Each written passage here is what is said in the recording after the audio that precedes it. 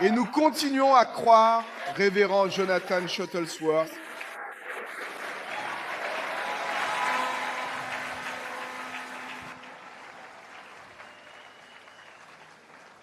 Lagos, applaudissons Jésus très fort ce soir. Qui est venu et prêt à recevoir du Seigneur aujourd'hui? Avant de vous asseoir, ce que le pasteur Poju a dit est vrai. Je parle au nom de ceux qui possèdent des jettes et je parle au nom de ceux qui détestent les jettes. C'est un mélange unique. Et c'est un signe. J'ai un oncle qui est dans le ministère, le frère aîné de mon père. Mon grand-père a été le premier à être sauvé dans notre famille. Il avait 4 fils. Vous pouvez vous asseoir. Et les 4 fils, mettons un peu d'huile sur ces chaises. Les 4 fils, mon grand-père a dit, Dieu, si tu fais en sorte que mes fils n'aillent jamais dans le monde, je te servirai le reste de ma vie. Ainsi, les 4 fils sont tous prédicateurs. Et maintenant, tous leurs enfants sont prédicateurs. Et donc, mon oncle a 70 ans, et il a prophétisé qu'à la fin des temps, plusieurs choses en fait se produiraient, et c'est exactement ce qui se passe actuellement. Quand l'Amérique semblait sur le point de devenir communiste et sans Dieu, mon oncle Ted a prophétisé en 2015 dans l'Ohio lors d'une réunion publique. Il a dit que Dieu allait tout retourner contre le diable. Et lorsque l'esprit de réveil deviendra si fort en Amérique, le signe sera que les Nations Unies quitteront les côtes des États-Unis. La semaine dernière, le président Trump a voté pour couper les fonds des Nations Unies sur 63 de leurs programmes et pour retirer les États-Unis. C'est un signe que cet esprit antéchrist, parce que les Nations Unies œuvrent à tout rassembler sous un gouvernement mondial unique, et nous savons, d'après le livre de l'Apocalypse, que ce n'est pas bon. Ce n'est pas le plan de Dieu. Dieu a créé les nations. Dieu n'a pas créé un gouvernement mondial unique. Et donc, ce signe que les États-Unis retirent tout leur argent de l'ONU, et maintenant l'ONU en discute publiquement. Quitter New York et déménager en Europe est l'accomplissement d'une prophétie. Que ces 2 esprits ne pourront pas occuper le même continent. Soit l'esprit de Dieu prévaudra, soit l'esprit de l'Antéchrist chassera l'Église. Et grâce à Dieu, l'Église prévaut comme elle l'a toujours fait. Sur toute la puissance du diable, pouvez-vous dire Amen? La deuxième chose qu'il a dit, c'est que Jésus ne revient pas pour une Église faible et vaincue. Il revient pour une Église glorieuse, victorieuse, sans tache, et nous faisons partie de cette Église. Et mon oncle a prophétisé. Je ne l'ai jamais oublié. Il a dit, dans les derniers jours, le meilleur du mouvement pentecôtiste de la sainteté fusionnera avec le meilleur du mouvement de la parole de foi. Et ces 2 choses réunies seront comme du C4 et un détonateur et constitueront l'explosion finale contre les puissances de l'enfer. Je crois que nous faisons partie de ce groupe en ce moment, dans cette réunion, ceux qui nous suivent en ligne, ceux qui regardent la télévision. Et Dieu va mettre son feu sur vous et vous utiliser pour faire plus pour le Seigneur que vous n'avez jamais fait au nom de Jésus. Si vous y croyez, applaudissez le Seigneur comme vous ne l'avez jamais fait pour personne auparavant. Je veux que vous ouvriez vos Bibles avec moi, Rois 1, chapitre 18. Et je veux remercier le pasteur Poju pour cette belle invitation. Tout ce qu'il a dit est vrai. Je traversais le hall de l'hôtel pour aller prêcher. Je venais juste d'arriver à 9h et je devais prêcher à 11h, dans 2 heures.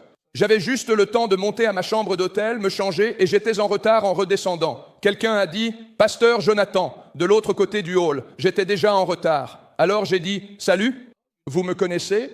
Et je n'ai pas été très aimable, car en Amérique, si quelqu'un te reconnaît comme prédicateur, tu dois te préparer à te défendre. Ils ne viennent pas pour te rendre hommage. Ils n'aiment pas ce que tu as dit. Alors j'ai dit, tu me connais?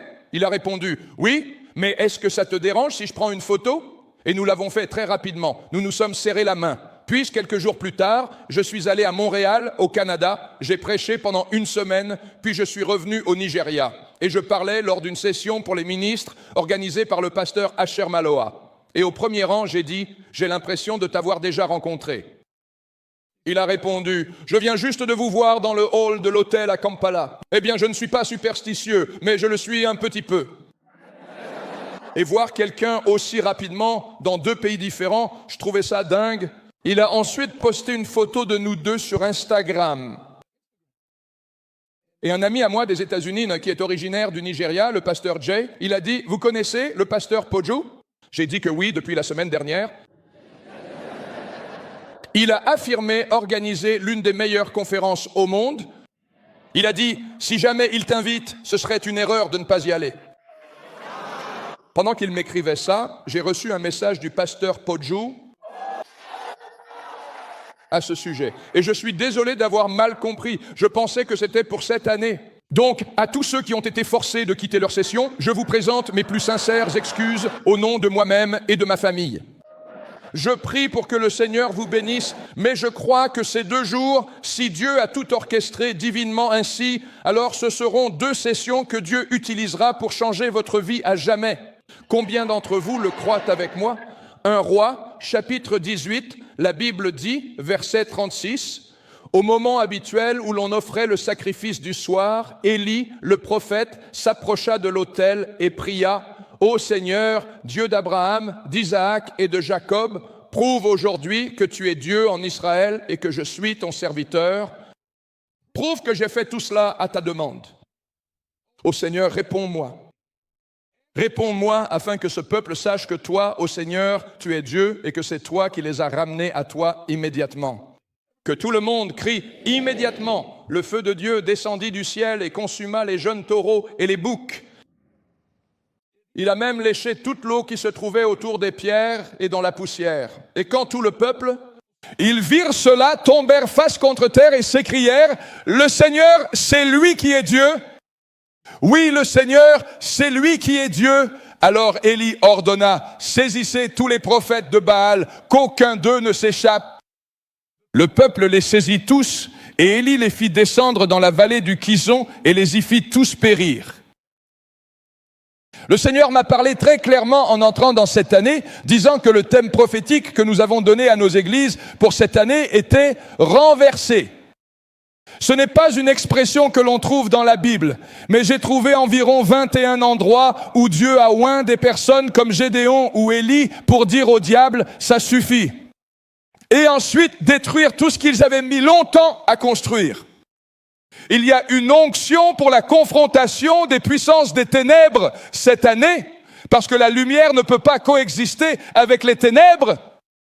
C'est l'erreur que nous avons commise en Europe, au Canada et aux États-Unis. Nous pensions que le diable pouvait avoir sa place, que nous pouvions avoir la nôtre et que nous nous laisserions tranquilles mutuellement, mais l'un finira par éliminer l'autre. Si l'Église laisse son feu s'éteindre et permet que sa place dans la société soit dictée par les forces des ténèbres, cela ne durera pas longtemps. Et je sais que nous avons des gens qui nous regardent du monde entier. Rien de tout cela n'est destiné à être insultant, mais on ne peut pas résoudre un problème que l'on refuse de diagnostiquer. Faire semblant que tout va bien en Europe, que tout va bien au Royaume-Uni et qu'il y a quelques problèmes au Canada, mais qu'en gros tout va bien. Vous vivez dans un monde imaginaire. Ils sont très proches. Maintenant, réfléchissez à ceci.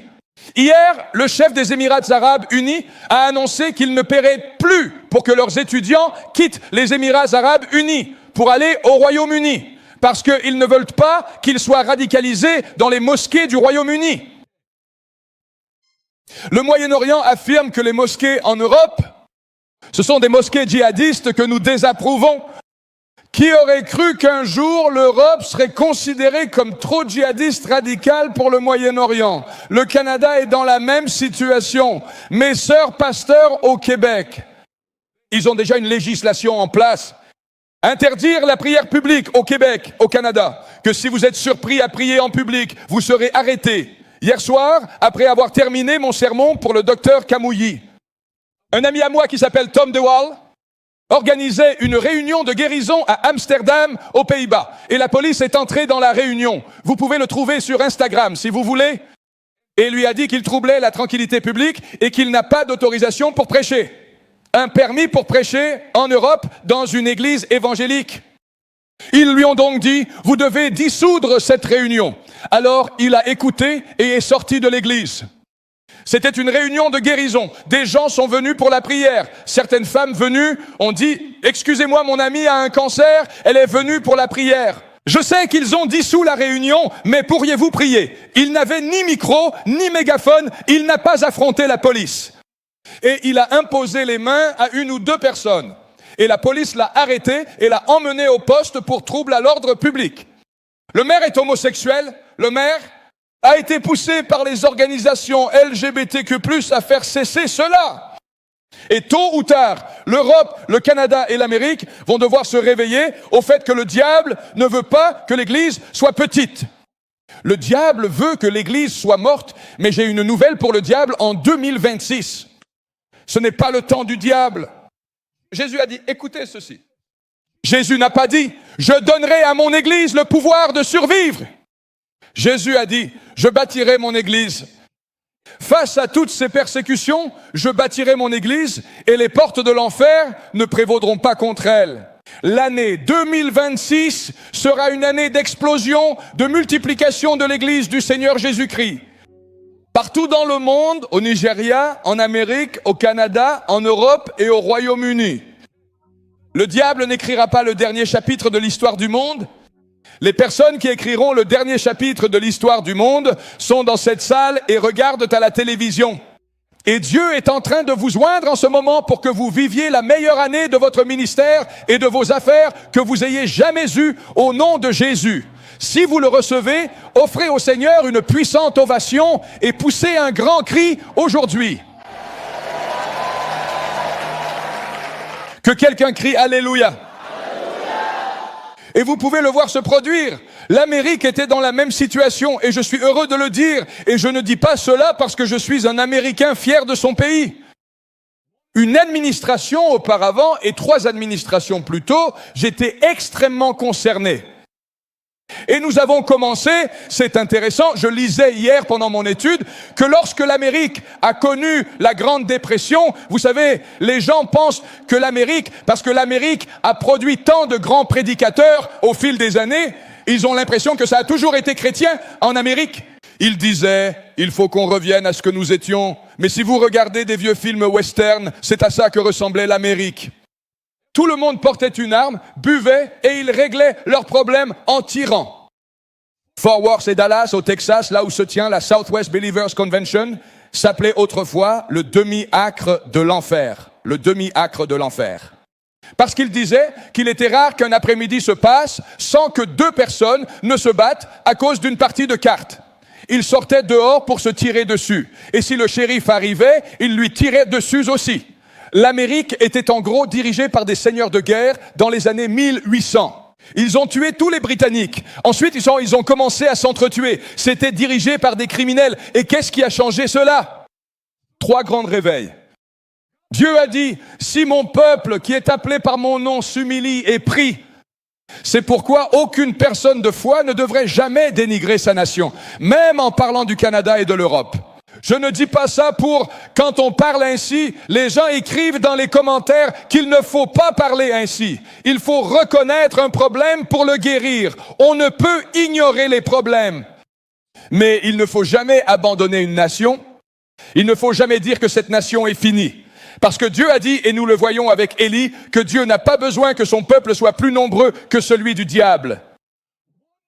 C'est pourquoi l'Antéchrist ne peut pas s'installer tant que l'Église n'a pas été enlevée. Parce qu'une vieille dame remplie du Saint-Esprit pourrait prendre l'avion jusqu'à l'endroit où se trouve l'Antéchrist, chasser le diable de lui et commencer à bâtir l'Église. Le diable n'a pas de pouvoir sur l'Église.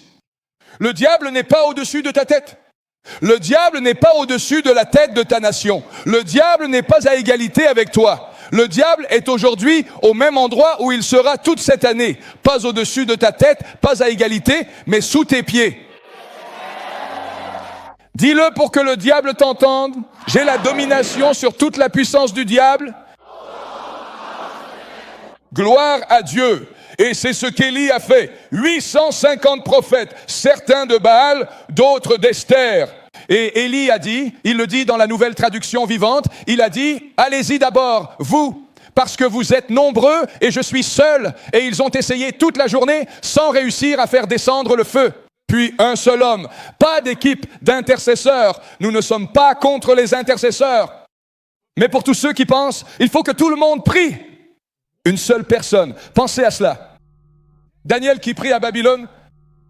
Tous les sorciers et sorcières de haut niveau qui opéraient à Babylone se sont réunis avec Nabuchodonosor et ont dit « Nous ne pouvons pas faire ce que nous voulons à moins que ce vieil homme arrête de prier. » Un homme dans cette salle, une femme dans cette salle a par le Saint-Esprit le pouvoir sur toute stratégie et tout plan de l'enfer.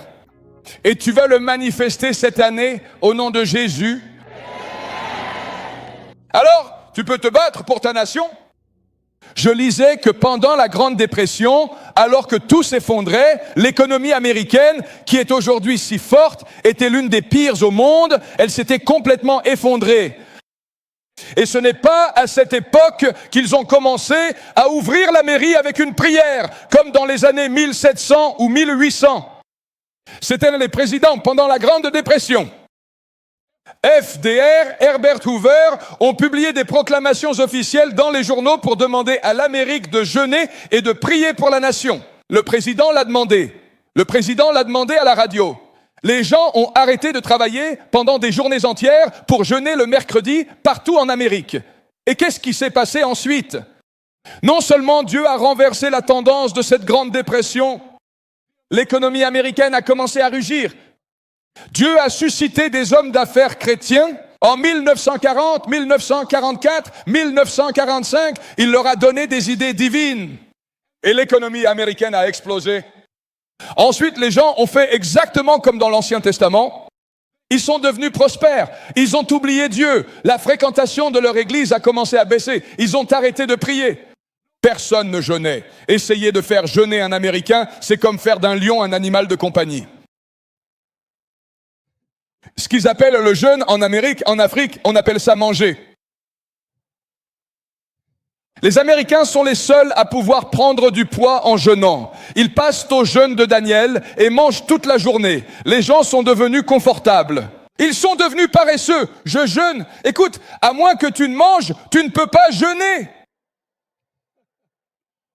Regardez, public, je vous aime bien. Combien parmi vous ressentent la joie du Seigneur ici?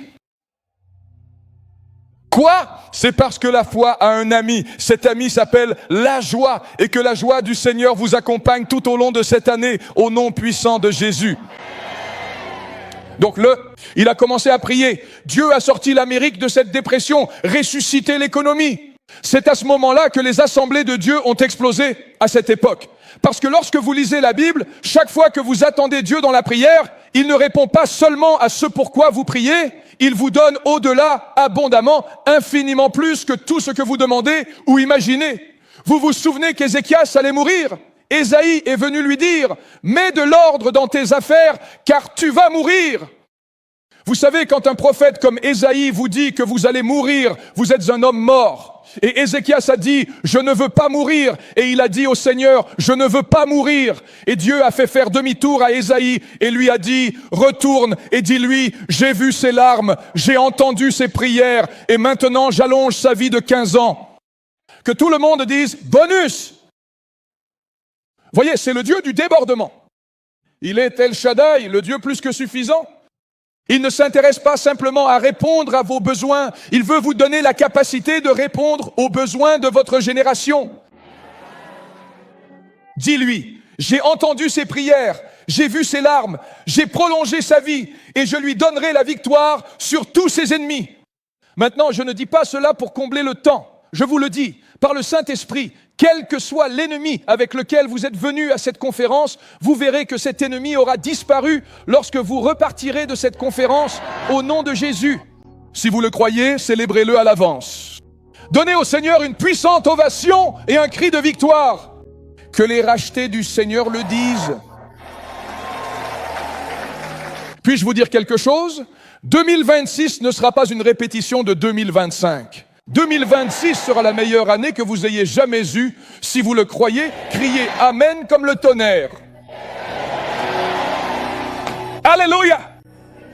Dites-le à haute voix. Le Seigneur est bon et sa miséricorde dure à jamais. Eh bien, l'Amérique est retombée dans ses travers et nous étions en mauvaise posture. On en arrivait au point où il devenait impossible d'obtenir des permis pour construire des églises. Aucun zonage n'était accordé. Des églises fermaient. Les dénominations perdèrent leurs membres. Et j'ai regardé, j'ai vu les Américains rentrer chez eux, affamés de Dieu à nouveau. Ils ont commencé à réaliser que nous étions en difficulté. En fait, quand ils ont imposé les confinements Covid, les gens se sont réveillés. Ce que le gouvernement demandait de faire commençait à sonner très apocalyptique. À moins d'être injecté, vous ne pouviez pas travailler. Les gens en Amérique disaient, ma grand-mère m'a déjà parlé de ça. Et les gens ont commencé à aller à l'église. Des membres de gangs ont commencé à aller à l'église. Des gangs de motards ont commencé à aller à l'église. Les gens sont devenus affamés de Dieu. J'ai vu l'église américaine recommencer à jeûner et à prier. Et Dieu a transformé cette nation. Je vous le dis, si vous êtes en Amérique, je n'ai jamais vu, ça va être difficile pour moi d'en parler sans pleurer. Parce que c'est comme la réponse à tout ce en quoi j'ai cru dans le ministère depuis plus de 20 ans. Tout cela se produit en même temps. Il est presque impossible d'allumer X, Facebook, la télévision ou de regarder un événement sportif et lorsqu'ils interviewent le meilleur joueur de football du match. Il ne parle même pas du match. Dès qu'on lui tend le micro, il commence à parler de Jésus-Christ, du Saint-Esprit et de la bénédiction de Dieu sur sa vie. L'Amérique est au début d'un immense mouvement de Dieu.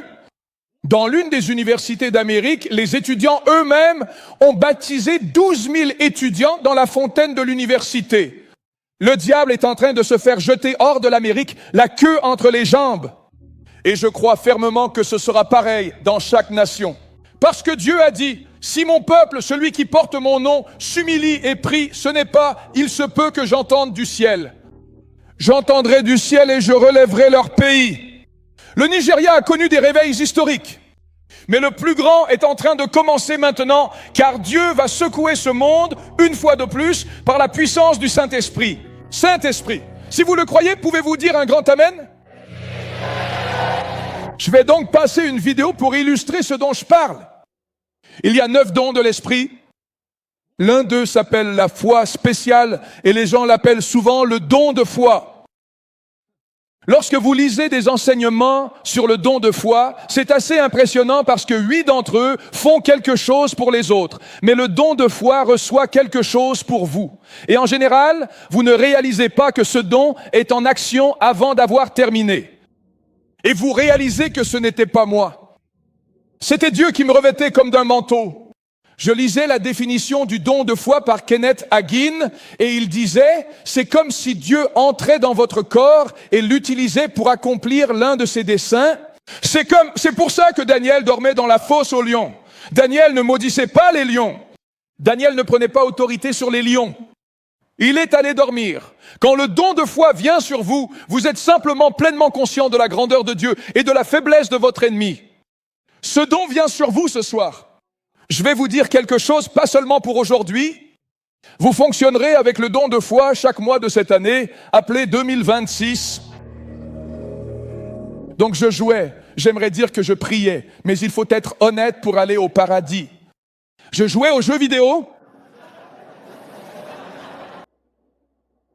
Et pendant que je jouais aux jeux vidéo, en attendant que l'écran se charge sur le casque avec mes amis, j'ai dit, attends une seconde. Et le Seigneur m'a parlé. Il a dit, ce Noël, je veux que tu trouves l'endroit où la pauvreté infantile est la plus élevée. Et je veux que tu apportes des jouets et des cadeaux pour eux et dis-leur que ça vient de Jésus. Puis, quand ils viendront les recevoir, je veux que tu prêches. Parle-leur de moi et prie pour ceux qui veulent qu'on prie pour eux. Alors j'ai dit à mon équipe ministérielle de l'annoncer. Nous avons choisi un quartier de Houston, au Texas. Maintenant, Houston a de l'argent, mais dans chaque ville, il y a des quartiers difficiles. Et il y a une partie de Houston qui a l'un des taux de pauvreté infantile les plus élevés des États-Unis. Noël est censé être un moment de bonheur, et cela m'a toujours frappé de voir combien de personnes ont vécu des tragédies dans leur vie ou leur famille autour de Noël. Là où le diable veut transformer ce qui devrait être un temps de réjouissance en un temps de tristesse. Je vous le dis, au nom de Jésus, tout ce que le diable a fait pour vous faire verser des larmes en secret, les seules larmes que vous verserez cette année seront des larmes de joie, au nom puissant de Jésus. Les seules larmes que vous verserez cette année seront des larmes de joie. Que tout le monde dise don de foi. Alors, nous avons lancé les inscriptions. Nous avons déjà organisé des événements de Noël auparavant. D'habitude, nous avons 800 personnes inscrites, 1000, 1200. Si c'est vraiment bien, 2000 personnes s'inscrivent. Eh bien, en 3 jours, nous avons eu 22 000 personnes inscrites. Et je l'avais annoncé 2 semaines à l'avance. Alors, nous avions assez de jouets pour offrir des cadeaux à 1000 enfants. Nous n'avions pas, je me disais que j'allais devoir trouver mes propres lutins comme le Père Noël. Je vais devoir trouver de la petite main-d'œuvre gratuite. Nous n'avions pas assez de jouets pour toutes ces personnes. Au final, 53 000 personnes se sont inscrites, ce qui nécessitait environ 1 200 000 $ de jouets. Eh bien, non seulement je n'avais pas l'argent pour les jouets, mais j'allais aussi à Port Harcourt, où j'ai rencontré votre pasteur. Vous voyez, c'est tellement puissant. Tout le monde parle du don de la foi. C'est ce que votre pasteur aimait. J'essayais de prêcher cela au pasteur. Il y a un flux auquel on se connecte grâce au Saint-Esprit. C'est le flux de la foi. La Bible énonce les étapes de notre Alléluia. Parler en langue. En di arabo reta. Dans di arabo. Parler en langue. Parler en langue. Parler en langue. Ce texte, je l'ai lu, Élie, je ne pense pas qu'il ait réalisé ce qu'il avait fait avant de se coucher sous le genêt au chapitre 19. Car lorsque vous entrez dans cet état surnaturel, il invoque d'abord le feu, tandis que les prophètes de Baal accomplissent leur tâche. Il ne prie pas contre eux. Il ne dit pas « je te lie ». Tu n'as absolument pas besoin de lier le diable, tu sais. Il est déjà à vos pieds. Ton pasteur m'a dit que j'ai grandi dans une église pentecôtiste de la sainteté. Il liait le diable toutes les 8 minutes. Il se levait ouvrir le service avant même qu'on commence aujourd'hui. Satan, nous te lions. Avant de commencer, l'équipe de louange arrivait, nous te lions. Satan, avant l'offrande, nous te lions. Je me souviens qu'à 9 ans, je me disais, si ce type est aussi glissant, mais qu'il peut se libérer toutes les 11 minutes, nous menons une bataille perdue d'avance. Mais j'ai une bonne nouvelle. Jésus n'a pas pris une partie de sa puissance. J'ai dit, Jésus n'a pas pris une partie de sa puissance. Jésus l'a dépouillé de toute sa puissance, l'a exposé publiquement et l'a mis sous vos pieds. Je vous le dis une seconde fois, toute manifestation de l'ennemi qui rôde autour de votre vie tombe sous le jugement divin. Aujourd'hui, si vous le croyez, que votre amen soit le plus fort. Gloire à Dieu. Alors il se moque des prophètes de Baal, il se détend simplement, puis il fait descendre le feu. Si vous lisez sa prière lentement, il faut environ 14 secondes et demie pour la lire. Et le feu est descendu. Ensuite, il a dit au roi, tu devrais monter dans ton char et rentrer chez toi, car j'entends le bruit d'une abondance de pluie. Puis il a remonté son manteau et est parti. Il a couru plus vite que le char du roi. Les rois n'ont pas de chevaux lents ou malades.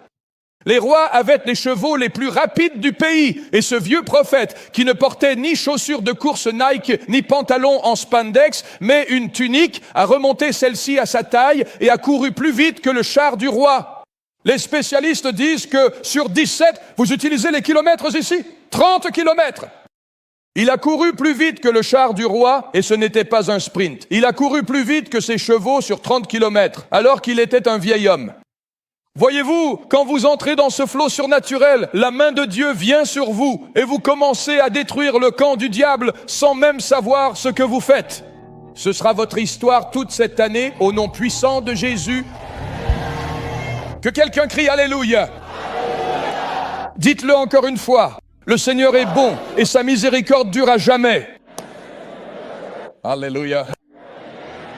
Eh bien, j'aurais probablement dû m'inquiéter de savoir où j'allais trouver ces jouets, mais j'étais à l'étage. J'avais quelques jours de congé. Je n'ai pas beaucoup de jours de congé dans l'année. Alors, un gars m'a appelé et m'a dit « J'ai entendu parler de cette action que tu organises à Houston. » J'ai répondu « Oui. » Il a demandé « Comment se passe l'inscription ?» J'ai dit « Nous avons près de 40 000 personnes inscrites et il devrait y en avoir encore plus à la fin. » Il a dit « As-tu assez de jouets ?» J'ai répondu « Eh bien, c'est la première fois que j'y pense. » J'ai dit « Non, je ne pense pas. » Il a demandé « Qu'est-ce que tu vas faire ?» Tu auras probablement besoin de quelques semi-remorques pleins de gros camions. Qu'est-ce que tu vas faire? J'ai dit « Je ne sais pas. Je suis prédicateur. Je ne fabrique pas de jouets. » Tu vois, c'est ça que fait le don de la foi. Quand des gens viennent te voir, oui, je crois. Je ne pense pas que tu crois, parce que si c'était le cas, ton visage n'aurait pas cette expression. La foi n'apporte pas de tristesse. La foi apporte une forme de détente. Pierre dormait en prison. Daniel dormait en prison. J'ai une nouvelle pour toi. Parce que tu es venu à cette conférence, alors que tout le monde est en plein tumulte dans le monde, tu dormiras rêvant les rêves de Dieu.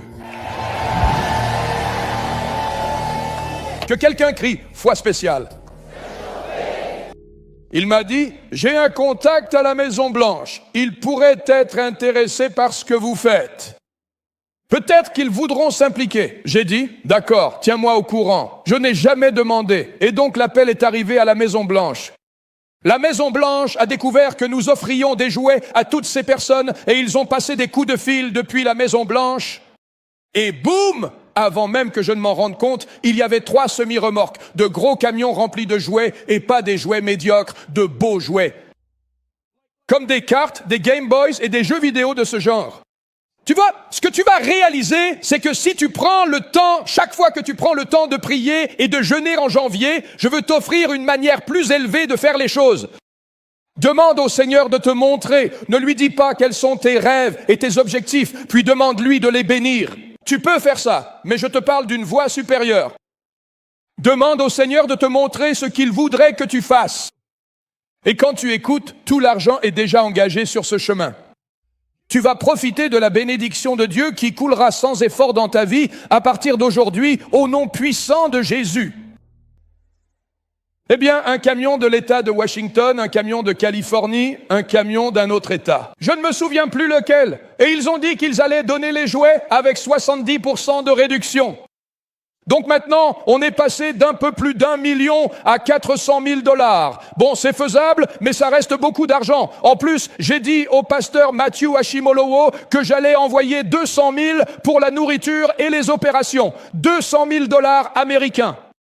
Pour aider avec les opérations et la nourriture. J'ai dit ça en juillet, pensant que novembre était loin, puis novembre est arrivé très vite.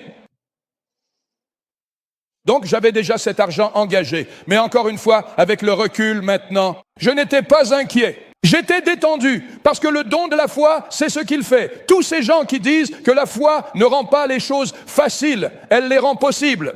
Je ne suis pas d'accord. Peux-tu imaginer un moyen plus simple de traverser la mer Rouge que de tenir un bâton au-dessus d'elle? La foi a une facilité divine qui lui est attachée. J'ai dit, la foi, mon joug est, et mon fardeau est. Vous allez dire, combien d'entre vous savent qu'il est difficile de servir le Seigneur? Alors allez prendre de la drogue. Dites-moi comment ça se passe pour vous. Dieu est un bon Dieu. Dieu a la vie pour toi. Dieu a la paix pour toi. Dieu a de l'honneur pour toi. Dieu a une grande bénédiction. Peux-tu dire amen? Que quelqu'un dise le don de la foi. Donc, je n'ai rien ressenti de tout cela. Puis je reçois un autre appel. Je n'ai jamais appelé. Je savais que je n'aurais même pas su qui appeler si les gens qui avaient envoyé les jouets étaient assis ici. Je ne sais pas à quoi ils ressemblent. Alors je reçois un appel et ils viennent de rappeler et on dit qu'ils allaient donner les jouets. Tu n'as rien à payer, il suffit de payer les chauffeurs de camions environ 12 000 $ ou 18 000 $. Quelque chose comme ça, ce n'est pas un problème. Encore une fois, je n'ai jamais appelé. Je n'appelle pas les gens pour dire « Nous sommes une église, pouvez-vous aider ?» Et donc ensuite, j'ai reçu un autre appel. Les chauffeurs routiers ont découvert ce qu'ils transportaient et ont déclaré vouloir en faire don. Nous avons donc reçu gratuitement pour 1 100 000 $ de jouets livrés à cet endroit. Maintenant, tous ceux qui s'inscrivent ne se présentent pas, mais c'est la première fois aux États-Unis que nous dépassons les 10 000 personnes présentes simultanément. 10,300, ça va ressembler à une ancienne croisade de T.L. Osborne à l'étranger. Mais voyez-vous, ce mouvement de Dieu va toucher partout. Le diable n'aura pas l'Europe. Vous m'entendez? Le diable n'aura pas l'Europe.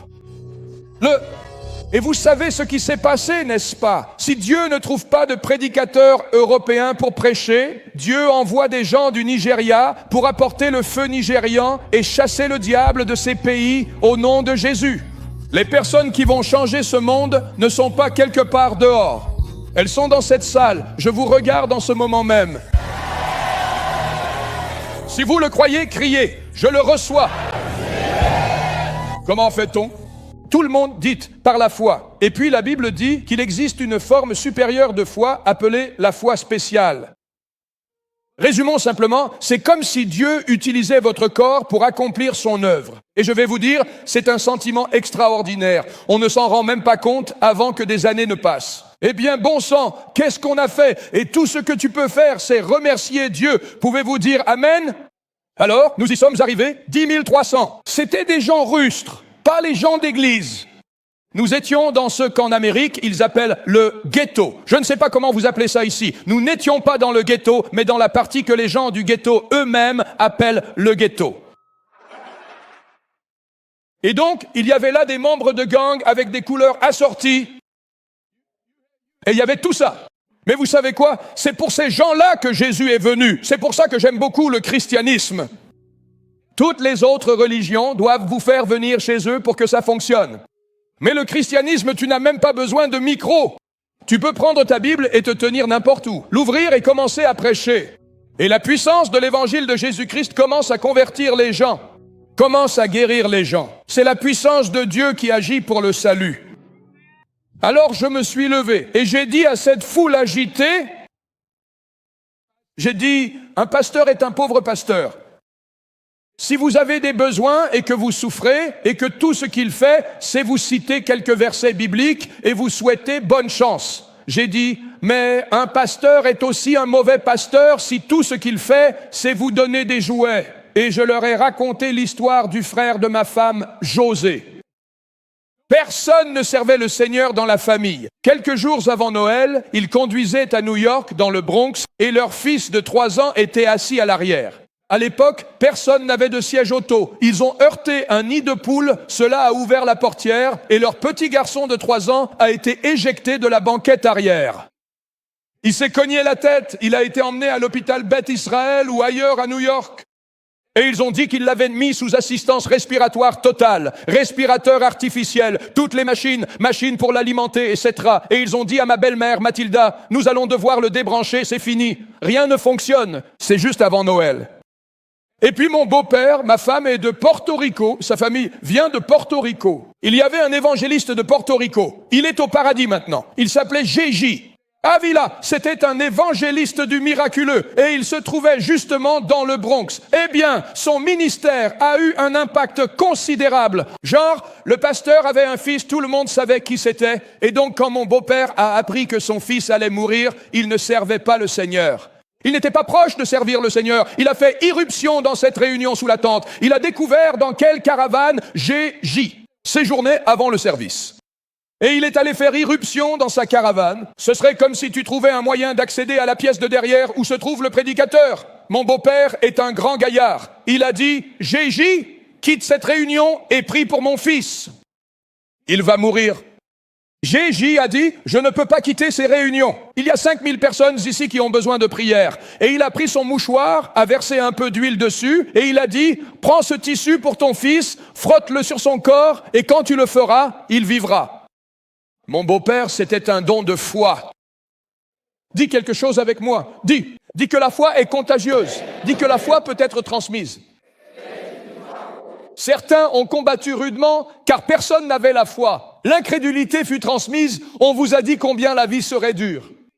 Quand vous avez commencé à aller à l'église, ils ont dit, tu crois vraiment que ces trucs vont marcher? Tout ce qu'ils connaissent, c'est l'échec. Mais j'ai une bonne nouvelle. Il suffit qu'une seule personne dans une famille dise « ça suffit ». Car moi et ma maison, nous servirons le Seigneur, nous croirons en la parole, nous méditerons la parole et nous proclamerons la parole. Vos enfants n'auront jamais à mener les combats que vous avez menés. Car aujourd'hui, vous vainquez tous ces géants. Si vous le recevez, applaudissez et acclamez le Seigneur une fois de plus. Que quelqu'un dise, la foi est transmissible.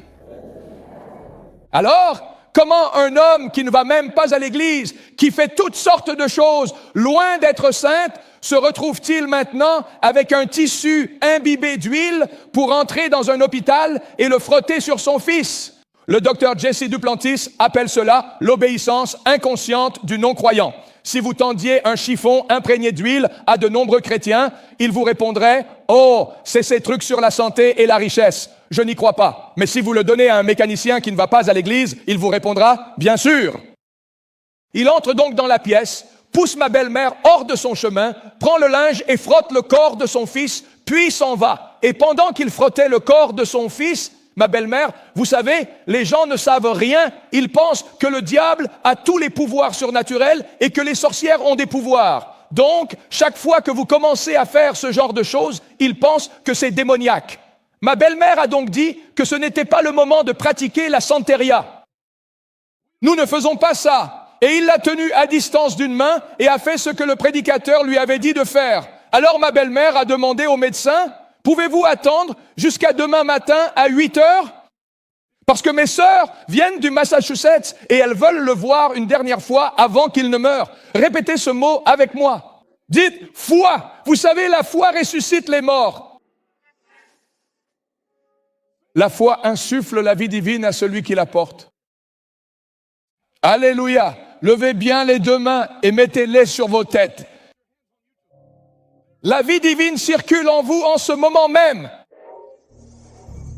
Les reins de quelqu'un ont repris vie.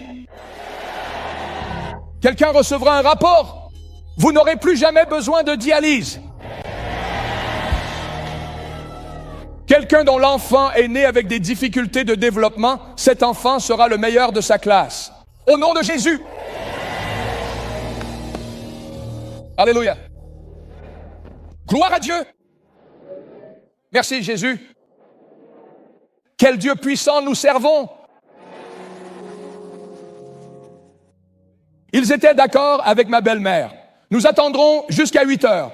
Elle est donc rentrée chez elle et est allée chercher ses sœurs vers 5 heures du matin. Elles sont arrivées à 6 heures pour passer 2 dernières heures avec leurs garçons. Elles ont contourné le couloir, sont entrées dans la chambre. Et quand ils sont entrés, José était assis dans son lit, en train de manger des céréales, sans son tube d'alimentation ni son tube respiratoire, et il a dit « Salut maman !» Et ça s'est inversé. Vous voulez savoir comment j'ai découvert cette histoire? Quand j'ai commencé à sortir avec ma femme, la première fois que je suis allé chez elle pour rencontrer ses parents, vous savez, le père est méchant et la mère aussi. Il vous demande « Qui es-tu » Quand je suis entré, le père s'est levé de sa chaise, en a pris une autre et m'a dit de m'asseoir. Ensuite, la mère m'a servi, elle a donné une assiette de nourriture à tout le monde et m'en a apporté 2. C'était comme dans l'Ancien Testament, une double portion, je n'ai donc posé aucune question, j'ai mangé. Et puis, quand nous sommes partis, j'ai dit, qu'est-ce qui se passe avec ta famille? À ma femme, qui était ma petite amie à l'époque, j'ai dit, pourquoi ils me traitent aussi bien? Pourquoi ne pas juste demander, qu'est-ce que tu fais avec ma fille? Je ne veux pas de toi dans cette maison. Elle a dit, parce que tu es évangéliste. J'ai dit, pourtant c'est pour ça que les gens me traitent mal. Ils ne veulent pas que leur fille épouse un prédicateur. Et elle m'a raconté cette histoire que J. Avila, un évangéliste, Dieu s'est servi de lui pour relever son frère de son lit de mort.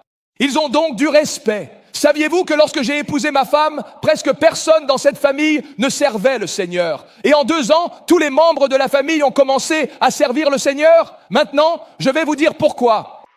Parce que lorsque vous faites un pas de foi, vous comprenez, ils pensaient qu'ils allaient avoir Jésus.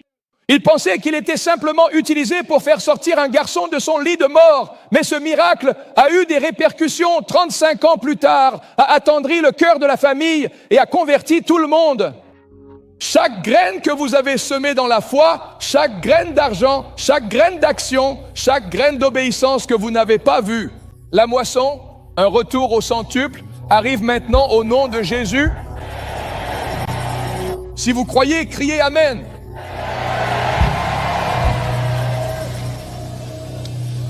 Voilà comment cela s'est passé. L'enfant a été relevé. Tout le monde a dit, donne de foi. Alors j'ai raconté cette histoire à la foule à Houston. J'ai dit, si quelqu'un avait offert à ma belle-mère une Game Boy ou un kart pendant que son fils mourait à l'hôpital, elle en aurait été reconnaissante. Mais les jouets, la nourriture et les vêtements ne peuvent pas effacer le plus grand besoin tant que quelque chose ne change pas à l'intérieur. Rien ne change à l'extérieur. Et j'ai parlé de Jésus qui est venu et a donné son sang. Et j'ai regardé, c'est ce que je préfère regarder au monde. Voici comment les gens commencent quand vous prêchez dehors à des personnes non sauvées ou en prison ou ailleurs, comme ça. Regardez. Ensuite, pendant que l'évangile pénètre dans leur cœur et que l'amour de Dieu brise tous leurs murs, chaque mur que le diable a érigé contre votre progression, il est déclaré détruit maintenant au nom de Jésus. Et puis, j'ai assisté à l'un des plus beaux spectacles que j'ai jamais vus. Je veux vous le montrer. Et ensuite, je veux que vous voyiez, ça se passe en Amérique. Après cela, j'ai dit, maintenant, tout le monde est seul. Personne n'est venu pour cela. Je vous ai juste dit que nous allions vous donner des jouets. Mais j'ai ajouté, si quelqu'un veut que je prie pour lui, qu'il se mette en ligne et je lui imposerai les mains. Et je vous le dis, une foule faisait à la queue et ils étaient, vous savez, ils étaient sur le trottoir, l'asphalte. Des gens tombaient sous la puissance. Une femme est tombée sous l'onction. Quand elle est tombée, elle a dit, c'était quoi ça? Non, dis juste, gloire au Seigneur. C'était la puissance de Dieu. Ils ne savent même pas ce que c'est de tomber sous la puissance. Une femme, je pouvais sentir l'oppression sur elle. Je pouvais vous dire ce qui n'allait pas chez elle. 3 choses majeures. Alors, j'ai imposé les mains sur elle. Elle est tombée. J'ai dit, relevez-la. Je lui ai imposé les mains une 2e fois. Et elle est tombée une 2e fois. C'est une pécheresse totale qui n'a jamais fréquenté l'église. La 3e fois, elle a pleuré encore plus fort. La 4e fois, encore plus fort. J'ai dit, tu ne retourneras plus jamais à ces drogues. Tu ne retourneras plus jamais à cette servitude sexuelle impure. Il n'existe aucune chaîne forgée par l'enfer que le sang de Jésus ne puisse briser. Alors je veux vous montrer la vidéo. Je veux vous montrer comment Dieu a non seulement orchestré cela, 10 000 pécheurs réunis et plus de 1000 qui répondent en levant la main et 700 qui ont rempli les cartes pour aller à l'église en un jour. 1 million de dollars de jouets.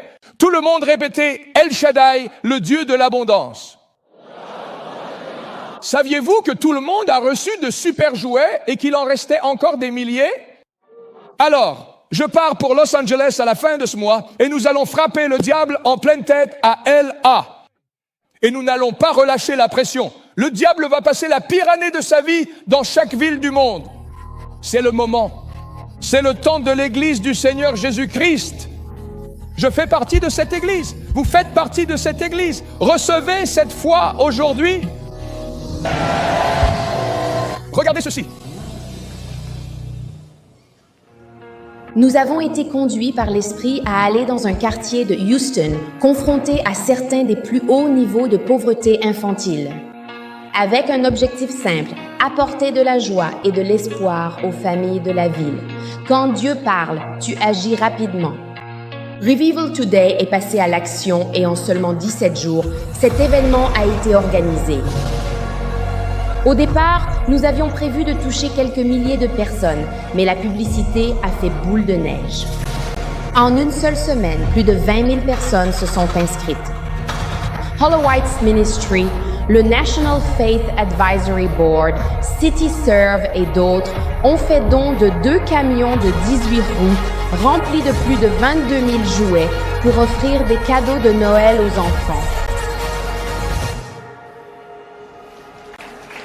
Je suis venu dire quelque chose au diable à Houston. Ça suffit. Il est temps que les habitants de Houston soient libres. Je vous le dis au nom de Jésus. De l'arrière vers l'avant. La vie est en train de changer dans ta vie aujourd'hui. Tout est en train de changer pour toi.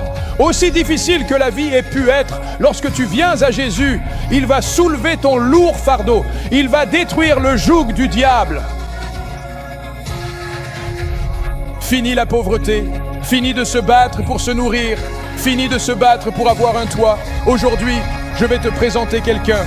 Son nom, c'est El Shaddai. Le Dieu vraiment du plus que suffisant.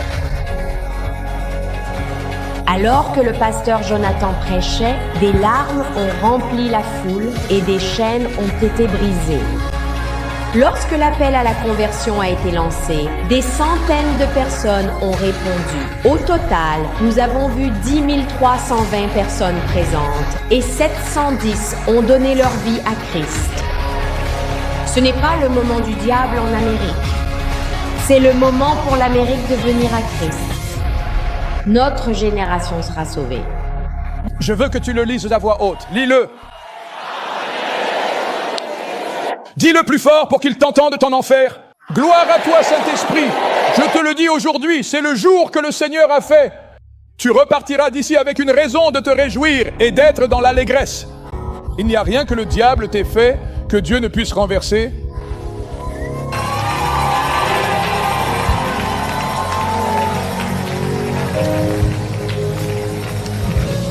J'écoutais le docteur Polonici lors de la première soirée. Je ressens une telle affinité avec lui parce qu'il mène des croisades, ordonnant au diable de lâcher prise sur les gens.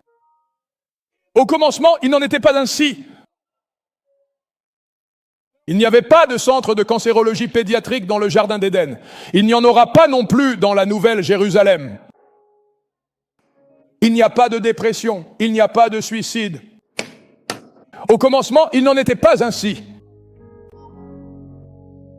Jésus a quitté le ciel. Je ne sais pas pourquoi il l'a fait. Moi, je serais resté là-haut en disant, débrouillez-vous tout seul. Vous avez tout vendu pour un fruit sur un arbre. C'est dommage que je n'étais pas Adam. Il n'y aurait pas eu de péché parce que je n'aime pas les fruits. Si le diable avait dit, tu ne peux manger aucun fruit de cet arbre, j'aurais répondu, aucun problème. Je ne mange aucun fruit sur aucun arbre. Ils ont tout vendu. Et le diable est devenu le maître de l'humanité. Et Jésus, alors que tous les autres chefs religieux cherchaient un moyen d'entrer au ciel et d'entrer en relation avec Dieu, mais Jésus était déjà au ciel. Le Fils de Dieu fait chair, plus qu'un prophète, plus qu'un enseignant. Il est le Fils de Dieu fait chair, et il est venu sur cette terre, né d'une vierge, sans péché. Quand ma femme a eu notre bébé, je suis allé à la consultation avec elle et ils ont dit qu'ils devaient tester mon sang. J'ai demandé, pourquoi avez-vous besoin de tester mon sang? Ils ont dit que l'enfant reçoit son sang du père. J'ai été béni dans le cabinet de l'obstétricien. J'ai compris pourquoi Jésus n'avait pas de père terrestre. Parce que s'il en avait eu un, voyez, il faut que vous nous disiez, quand vous allez à l'université et qu'ils essaient de faire croire que Jésus n'est qu'un des nombreux chefs religieux. Si vous êtes dans cette région, vous aimez Bouddha. Si vous êtes dans cette religion, vous l'aimez, lui. Il y a Jésus, peu importe. Ils sont tous pareils. Oh non, mon ami, il y a une différence. Jésus n'est pas né d'un père terrestre. La puissance de Dieu a couvert Marie et elle est devenue féconde. Et ce qui a été conçu en elle était saint. Il ne portait pas la tâche du péché. Alors le diable a dit, pas de problème, j'ai eu le premier à pécher. Le premier Adam, j'aurai aussi celui-ci, mais celui-ci était différent. Il a été tenté et éprouvé en tout point comme nous, pourtant, il n'a jamais péché. Alors, le diable, étant l'imbécile stupide qu'il est, a dit, je sais ce que je vais faire. Je vais le faire tuer sur la croix. Je n'ai pas grandi au Nigeria, comme vous avez probablement pu le deviner. Donc, je ne sais pas ce qu'il faisait ici. Mais quand je grandissais à l'église, on disait, si le diable te rappelle ton passé, rappelle-lui. Mais tu sais quoi? Tu peux en fait lui rappeler aussi son passé, parce qu'il n'a pas vraiment brillé non plus. En gros, de la Genèse chapitre 3 à l'Apocalypse 22. Mais la Bible est un récit du diable élaborant son meilleur plan. Et Dieu, en général, se contente de susciter un homme ou une femme qui porte en lui quelque chose qu'on appelle la foi. C'est ce qu'il y a en toi. Tu vois, c'est pour ça que l'ennemi a un gros problème, parce qu'il n'y a pas qu'une seule personne qui porte la foi. Il y a assez de puissance dans cette salle pour chasser toute trace du diable de la nation nigériane, et ce, de façon permanente. Pouvez-vous dire amen, que tout le monde dise « j'ai la foi ». J'ai la foi. Je veux que vous vous entraîniez à dire cela à partir d'aujourd'hui. Alors dites « je lutte, j'ai besoin de prière ». Chaque fois que vous êtes sur le point de dire « je lutte, j'ai besoin de prière », essayez plutôt autre chose. Pose ta main sur ton ventre et dis « merci Père parce que j'ai ta foi en moi et parce que j'ai ta foi toute chose ». Vous voyez, je parle encore de ce témoignage 2 mois plus tard parce que je n'arrive pas à... Savez-vous qu'il y a seulement quelques années, je n'avais pas assez d'argent pour acheter des jouets à mon unique enfant et un cadeau à ma seule épouse ? Mais c'est ça le truc avec la foi. Ne t'inquiète pas de l'endroit où tu te trouves maintenant. Là où tu es maintenant n'est pas là où tu vas finir.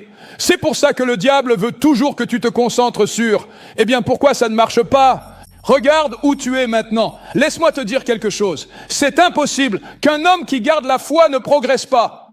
Le royaume de Dieu est fondé sur la croissance. J'ai dit, le royaume de Dieu est fondé sur la croissance. D'abord la tige, puis l'épi, puis le grain mûr dans l'épi. J'ai une bonne nouvelle pour toi aujourd'hui. Là où tu es maintenant, c'est le plus petit que tu ne seras jamais. À partir d'aujourd'hui, fini les hauts et les bas, seulement des hauts et encore des hauts, de gloire en gloire, de victoire en victoire et de foi en foi. Si tu y crois, crie Amen comme le tonnerre.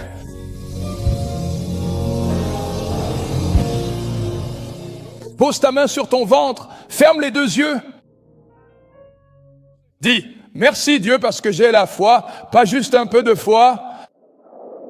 J'ai ta foi qui vit en moi. Le pasteur Daniel t'a expliqué comment l'activer. Prie dans le Saint-Esprit. La Bible t'explique comment en avoir plus. La foi vient de ce qu'on entend. Et ce qu'on entend vient de la parole de Dieu. Donc même si tu es arrivé ici avec peu de foi, tu as maintenant 53 minutes de foi en toi. Maintenant, cette foi va continuer à grandir. J'ai dit que cette foi va continuer à grandir. Quand tu retourneras chez toi, la foi que tu portes va chasser toutes les œuvres d'incrédulité dans ta maison. Tes enfants serviront le Seigneur. J'ai dit, tes enfants serviront le Seigneur. La dépendance à la drogue ne touchera aucun membre de ta famille. L'alcoolisme quittera la vie de ton fils. Encore une fois, dis-le, dis, j'ai la foi. Ces personnes ont été sauvées. Ces personnes ont demandé la prière. C'est d'ailleurs pour ça qu'on a aligné tout le monde. Quand je faisais ces réunions, je n'alignais pas tout le monde avant. Parce que je pense que je suis déjà assez insistant en prêchant, alors qu'ils ne savaient même pas qu'ils allaient entendre une prédication. Mais chaque fois que j'allais quitter l'estrade, quelqu'un se précipitait en avant. Excusez-moi, ma fille a une leucémie. Pourriez-vous prier? Je parle de personnes non sauvées. Vous voyez, même si vous ne prêchez que sur le ciel, et que vous ne prêchez pas sur la guérison, vous parlez quand même de choses surnaturelles. Et la parole de Dieu commence à remuer les gens qui se disent « Attendez une minute, peut-être que mon cas n'est pas perdu. Peut-être qu'il y a un Dieu qui peut faire quelque chose à ce sujet. » Et à mesure que vous continuez à prêcher, on passe de penser qu'il pourrait y avoir un Dieu. Vous savez, la seule chose pour laquelle on a eu besoin de la sécurité lors de ces réunions, c'est comme la 15e croisade qu'on fait en plein air aux États-Unis. Nous devons avoir de la sécurité. Aucun agent de sécurité n'a jamais eu à plaquer quelqu'un, à bousculer qui que ce soit, seulement à faire une file indienne, pour me serrer dans les bras ou pour placer les gens qui veulent qu'on prie pour eux à la bonne place. Parce que l'Évangile fait tomber toutes ces barrières. Des gens qui ne connaissaient pas Dieu, Dieu cherche à se révéler à eux. Peut-être que tu es en train de me regarder sur YouTube en ce moment ou à la télévision chrétienne et tu es aussi faible qu'on peut l'être. La vie a été très difficile. La vie a été terrible. Rien n'a jamais fonctionné. Je te le dis maintenant, tu n'es qu'à une prière de la puissance de Dieu qui descend pour te sortir de ce gouffre et poser tes pieds sur le roc pour toujours. Si tu peux en témoigner aujourd'hui en tant que croyant, une fois de plus, fais entendre tes applaudissements et tes cris. Sois le plus bruyant à Wolfpack 2026. Et notre Dieu est un feu dévorant, un feu puissant et tout consumant. Il y a une onction divine et particulière sur la confrontation cette année. Une onction qui nous pousse à agir avec courage. Il y a un journal local et très influent dans la ville où je suis pasteur. Ils écrivent toujours des articles négatifs, souvent très critiques et injustes sur notre Église et ses activités. Et dimanche, je suis entré dans une veine du Saint-Esprit. J'ai dit, combien d'articles négatifs le Pittsburgh Post-Gazette veut-il écrire contre notre Église? J'ai dit, quand vous avez commencé à écrire ces articles, ils étaient publiés. Désormais, vous n'êtes plus qu'à une publication par semaine. Et j'ai dit, votre bâtiment est vide. Et bientôt, si vous continuez à écrire, j'ai dit, bientôt, d'après les articles que vous avez écrits, vous n'existerez plus. J'ai dit cela dimanche, mercredi, ils ont annoncé le 3 mai qu'ils cessaient totalement leurs activités. Si tu lèves la main contre les enfants de Dieu, tu perds ta main. Si tu touches à l'église, tu perds la vie. Le diable va découvrir qu'il y a une autre facette de Dieu. C'est un feu dévorant.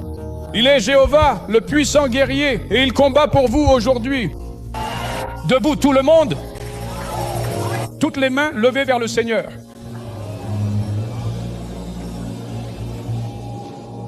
Je ne veux pas me contenter de prêcher sur le fait que Dieu aide les autres. Quand il y a des gens ici qui ont besoin d'aide, Matthieu, chapitre 8, versets 1 à 17, Jésus guérit un lépreux. Tout le monde parle de maladie de la chair, de dégénérescence des organes, de dégénérescence de la peau, de dégénérescence des os, de dégénérescence des articulations. Ensuite, la paralysie. Tout le monde parle de système nerveux central, de maladie de Parkinson, de maladie d'Alzheimer, etc. Puis la belle-mère de Pierre, fièvre. La fièvre est dans le sang. Tout le monde parle de maladie. Le sang. Drépanocytose, VIH, sida, leucémie, cancer du sang, catégorie 3. Puis la Bible dit, ils lui amenèrent tous les malades. Et peu importe leur maladie ou leur affection, ou s'ils étaient possédés par des esprits mauvais, un seul toucher de sa main les guérissait tous. Un médecin de Harvard nommé docteur Kelly Victor lui a soumis cela. Elle a dit, j'ai raison, et je l'ai appris d'un autre prédicateur. Toutes les maladies et affections peuvent être classées en 4 catégories. Maladie de la chair, maladie du système nerveux central, maladie du sang. Et puis la 4e, ce serait quand ils disent « on n'arrive pas à comprendre ». Les démons, il y a encore une personne sur 3 que Jésus a guérie qui était possédée par un démon qu'il fallait combattre. La 4e catégorie serait donc celle des maladies. Dépendance, dépression, pensées suicidaires causées par des esprits démoniaques. Et le Christ a détruit les 4 catégories. 17 versets. Jésus a-t-il changé? Son pouvoir a-t-il diminué? Que chaque main se lève au son de ma voix. Posez une main, une seule, là où se trouve le problème. Si vous en avez comme 11, posez-la simplement sur votre tête. Ce sera votre signe à Dieu que vous avez besoin d'une révision complète. Toute masse douloureuse dans le sein, toute tumeur, toute maladie et toute affection. Je vous adjure au nom de Jésus-Christ, à qui j'appartiens et que je sers. Sors de chaque corps maintenant. Une vague de guérison déferle sur cet endroit maintenant. Vous qui regardez depuis la prison, vous qui regardez depuis l'hôpital, la même puissance qui a relevé mon beau-frère de ce lit vous relève aujourd'hui de votre lit. Chaque famille représentée ici qui a un membre malade n'ayant pas pu venir, la puissance de Dieu vous accompagnera chez vous et le relèvera de son lit. Au nom de Jésus. Une dernière chose. Que chaque main levée reçoive une impartition du don de foi, et alors que vous agirez dans ce don en 2026, les choses pour lesquelles vous avez lutté viendront sans effort dans votre vie. Vous n'irez pas courir après l'argent, c'est l'argent qui viendra à votre poursuite. La bénédiction de Dieu vous poursuivra et vous dépassera chaque jour de 2026. Si vous le recevez une dernière fois, offrez à Dieu la plus puissante ovation. Applaudissez et criez plus fort que vous ne l'avez jamais fait pour qui que ce soit. Que les rachetés du Seigneur le disent.